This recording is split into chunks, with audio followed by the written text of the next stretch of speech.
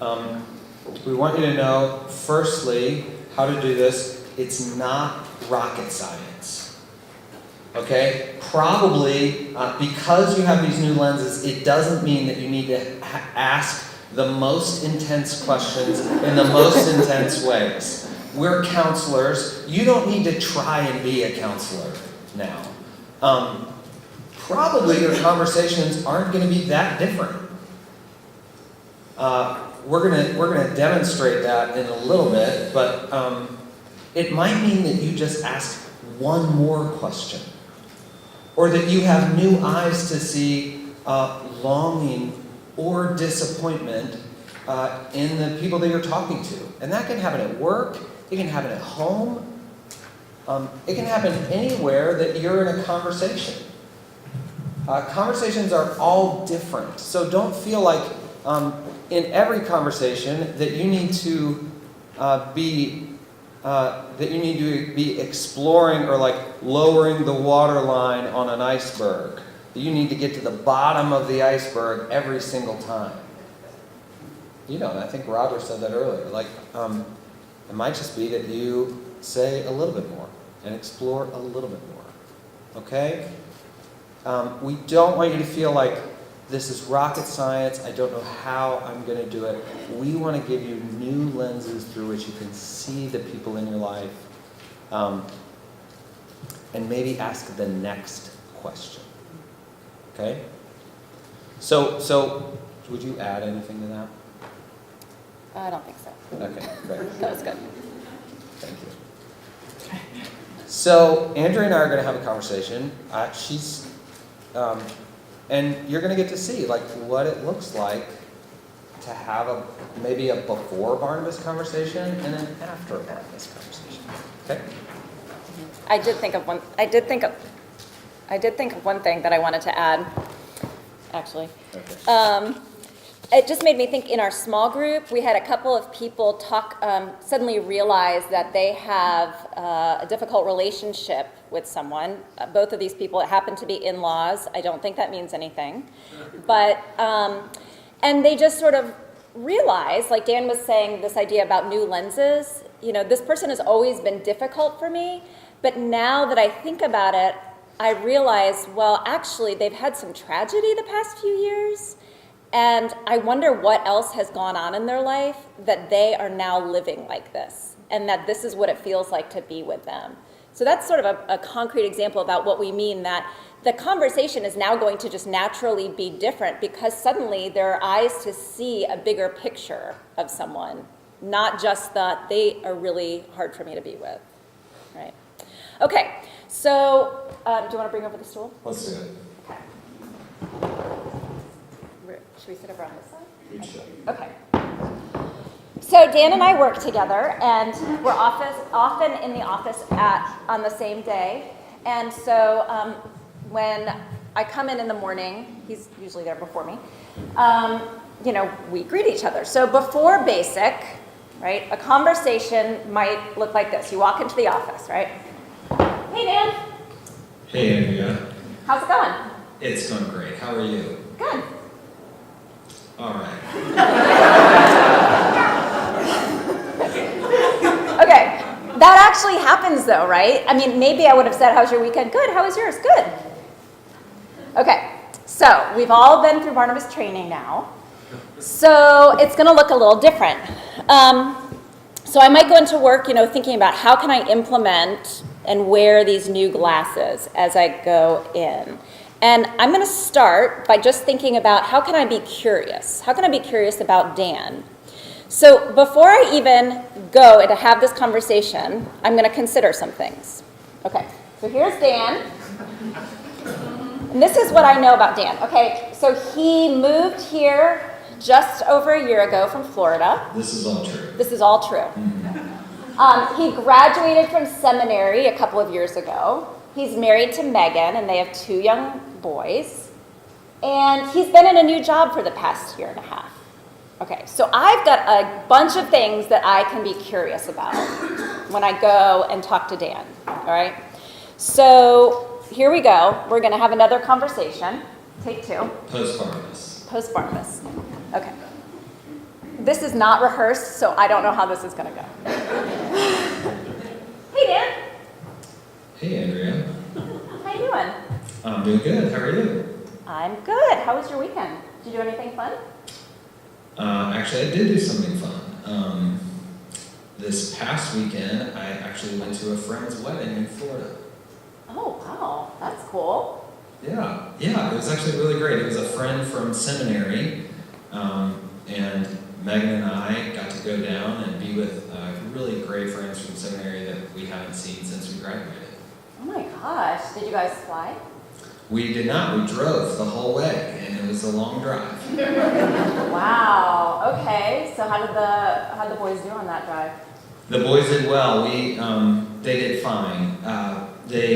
We actually got to leave them at my in-laws in Jacksonville, and the wedding was at New Smyrna, and we got a condo with some other really great friends from seminary. It's guys that I got really, really close to. So we were in a condo on the beach for the weekend without the kids, and nobody brought their kids, and it was great.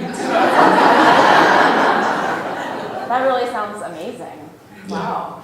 So they were people from seminary, you said, because that's where you went to school? Yeah. These are guys. So in school, I got one of the best parts about my program is that I got really close to 3 other guys, and just loved. I mean, it was a pretty intense counseling program. They ask you to do a lot of like personal growth, and so you go through a lot. And we got really close.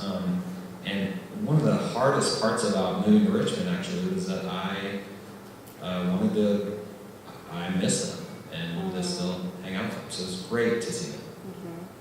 Did you say you were in the wedding? I can't remember if I said that, but I was in the wedding. Yeah. How was that? Was there like a lot to do, or did you get to hang out?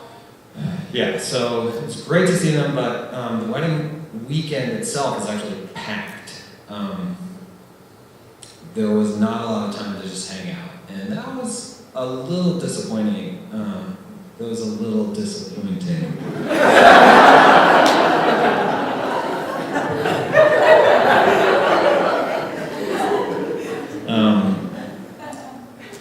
Genuinely, I wanted more time with them, and it was fun to celebrate. It was fun to be with them, but man, we got there maybe at 5 on Friday night. We had stuff going from 5:30 until like 9 p.m. on Sunday night. And so just not a lot of time to like actually be together and reconnect. We're doing wedding stuff the whole time. Okay, so I'm going to stop us there.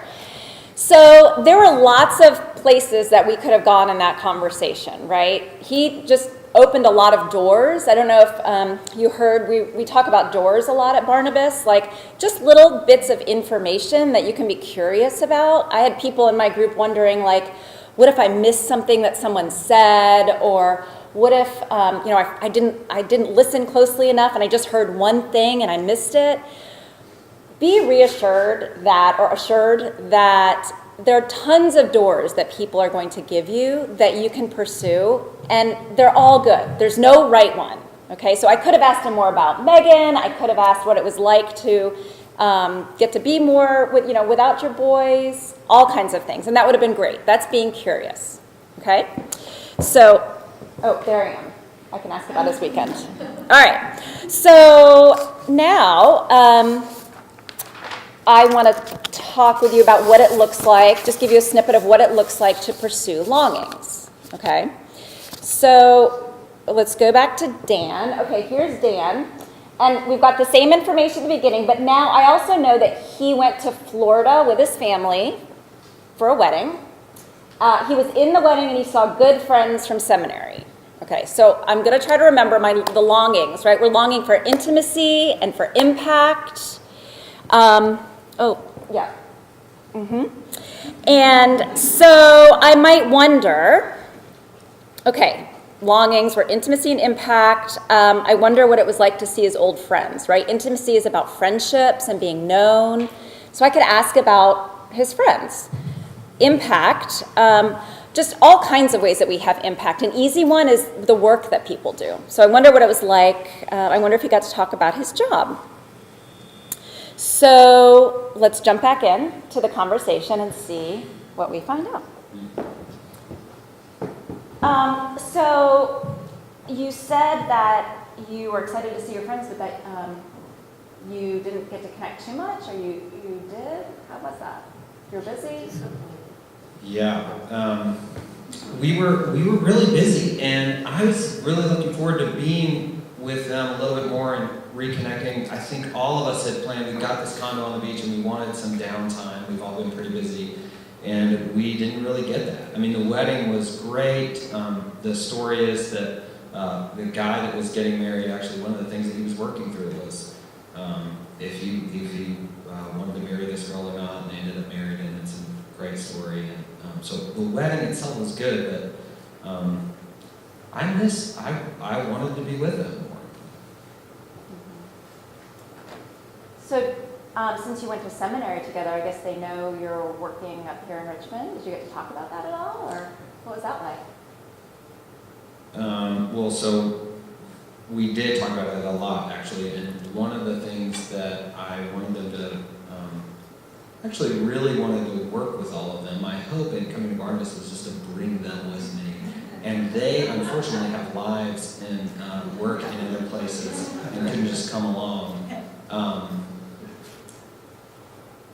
Yeah, I got to talk a little bit about Barnabas, and that was fun. There's also a tinge of disappointment in that as well. Like, I really wanted to work with them. That was a thing I'd begun to hope that we could do life and work together, and that hasn't materialized. It sounds like they're your people, you know, like you sound really close. Mm-hmm. Yeah, they feel like that. Okay, so obviously Dan is Dan and I'm me, and we're counselors, and this is like what we do, and so we're going to use the words like disappointment easily, and people in your worlds may or may not do that.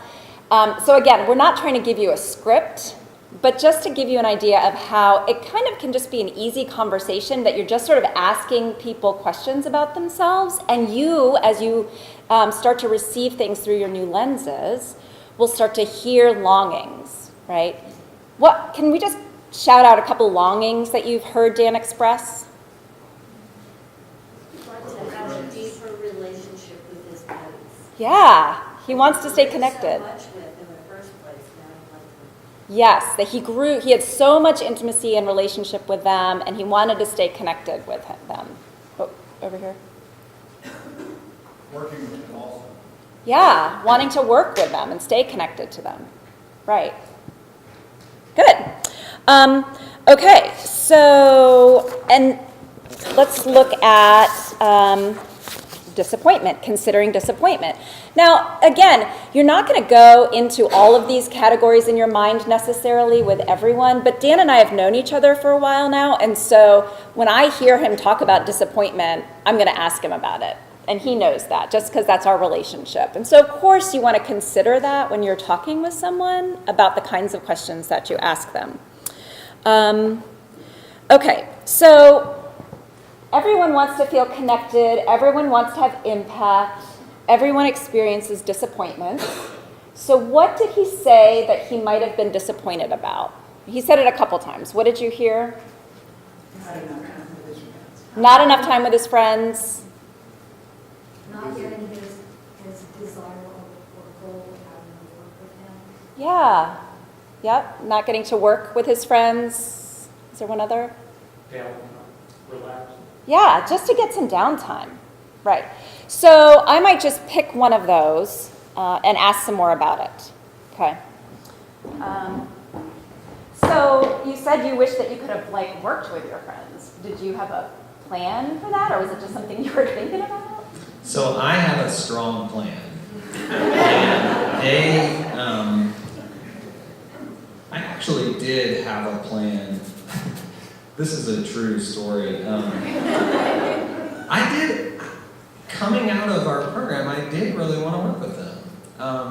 They are like-minded people. They know and love the work that we do at Barnabas. And so I just thought, man, it would be fun for all of us to be able to work together. And so there is genuinely an element, we're talking about it. One of the guys actually that I was with applied for a job at Barnabas and withdrew his name. It was a moment of hope for me. And there is some disappointment there that it hasn't materialized, and it probably won't. What's that like, to recognize that? I think it's sad, and I think being with them is really fun. It's something I enjoy, and yet, like, there is this still this desire in me to like be in more relationship with them, like to be more connected to them in some way. I can see how you would be bummed that you didn't get to spend more time with them at the wedding. Like, you traveled really far, you don't get to see them very often. And then you were with each other, but you didn't get to sit or be together. Yeah, that's it. Yeah. Okay. Got it. Thank you. So, it didn't have to be an intense conversation, but just in talking and uncovering some of the longings, Dan may or may not, before this conversation, have been in touch with the fact that he really misses his friends, or he really wants connection, or actually, yeah, I was hoping that they were going to work with me, and they're not, and that just kind of really stinks. And actually, that might not change. He may not have been in touch with some of those things. And so, just by having this interaction before we kind of go into our offices and do the rest of the day, he's now aware of more of his dignity in that. Yeah, I want that intimacy. I long for having big impact in the world. My friends and I were going to do it. And that's the redemptive part of the conversation. So I want to look for a moment at, on page 15. Feel free to jump in with comments. These are just some basic questions, because I get it. People are sometimes like, just give me a question that I can say. Like, what is a good question? I don't really know. But here, this paper is going to tell us some good questions, okay? They're just general. But I want to start by pointing out that before we even go into the conversation, there's some things that we can look at within ourselves that will really prepare us to see the person with these new lenses, okay? So what do I need to care well for this person? What do I need to be able to do that, to be able to sit with somebody? And then what's it like to consider asking God to provide that for me? So the kinds of things that we might need, depending on who it is or depending on what we're feeling that day, it might be patience. I really could use some patience. I just need some energy. I was up late last night with my kids, and I'm going into this lunch, and I just really could use some energy today. Or somebody talked about, just needing some capacity to tolerate emotion. That's a real thing. The ability to hold tension, and all of these things before we even go into a conversation are things that we can ask the Lord to provide for us. What am I afraid of? And how can I invite God to attend to my fear while I care for my friend?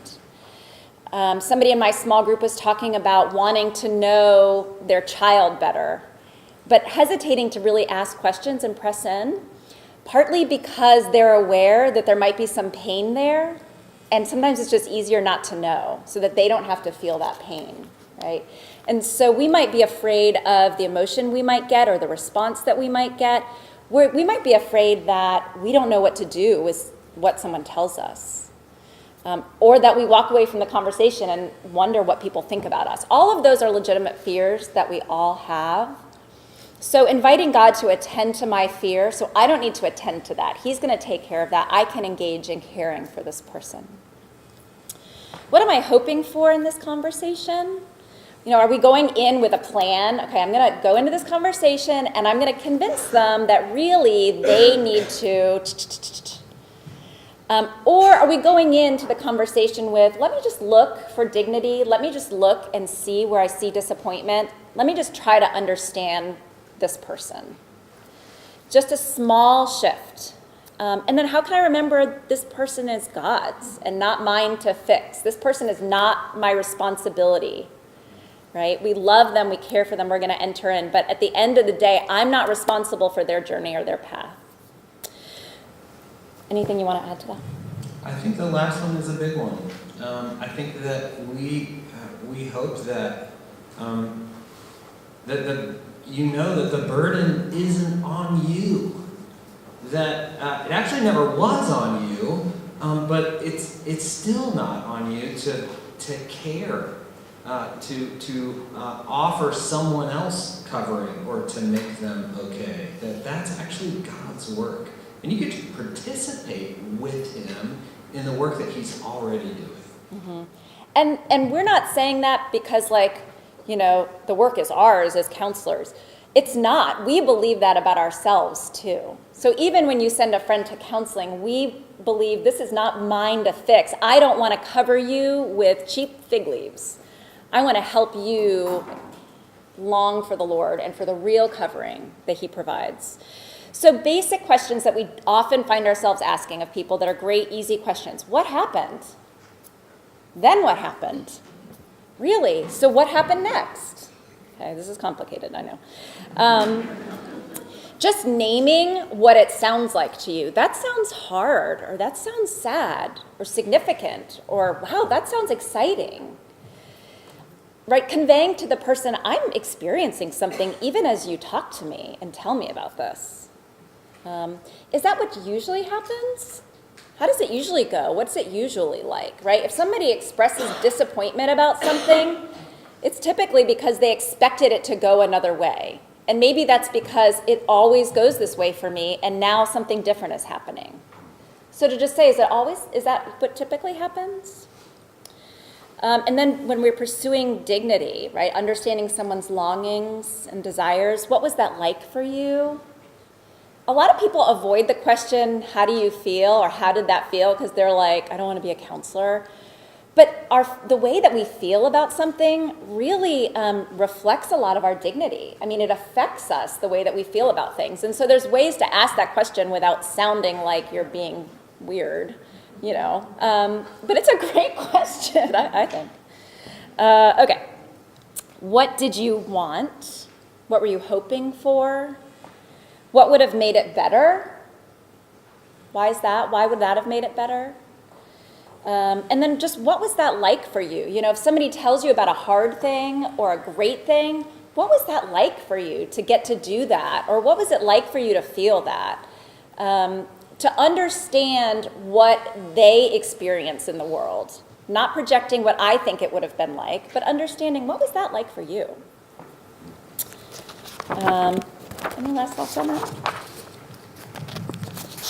Sure, just to reiterate, we really want you to know that what you're actually doing is just asking the next question.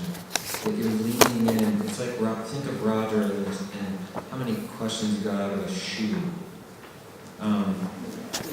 You can literally start anywhere. There's so much that you don't know. And you can be curious because they're made in the image of God. They carry dignity and depravity, longings and disappointment, right? Mm-hmm. So on page 16, that scripture that Dan read a little bit of before we started this section, I want to start at verse 16 and just read that passage. So from now on, we regard no one from a worldly point of view. Though once we regarded Christ in this way, we do so no longer. Therefore, if anyone is in Christ, the new creation has come. The old has gone, the new is here. All this is from God, who reconciled us to himself through Christ and gave us the ministry of reconciliation, that God was reconciling the world to himself in Christ, not counting people's sins against them. And he has committed to us the message of reconciliation. We are therefore Christ's ambassadors, as though God were making his appeal through us. The way that we are Christ's ambassadors is no longer regarding someone from a worldly point of view, recognizing the image of God in them, in their longings, in their desires. That's their dignity. That's what it means to be an ambassador of Christ.